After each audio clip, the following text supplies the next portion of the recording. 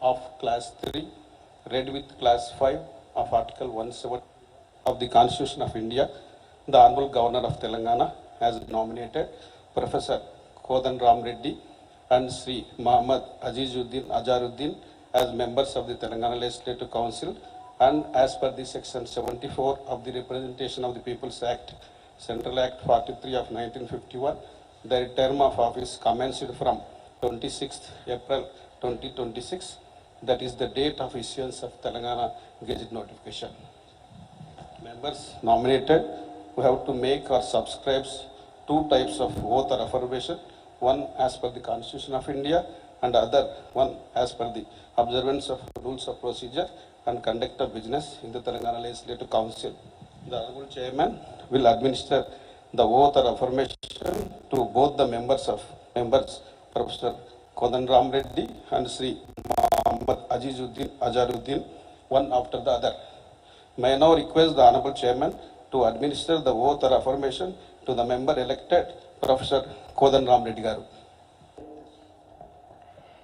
M. Kodandaramareddy అనే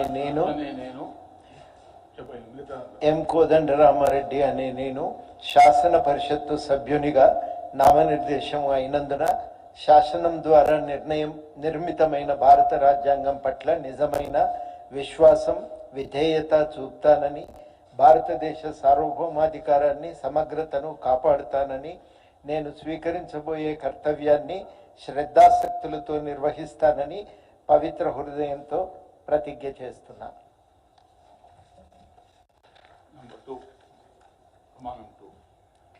తెలంగాణ శాసన పరిషత్తు సభ్యుడనైన ఎం కోదండరామారెడ్డి అనే నేను సభ నియమాలకు కట్టుబడి ఉంటానని, వాటిని అనుసరిస్తానని, సభ మర్యాదలను పాటిస్తానని, సంప్రదాయాలను గౌరవిస్తానని పవిత్ర హృదయంతో ప్రతిజ్ఞ చేస్తున్నాను.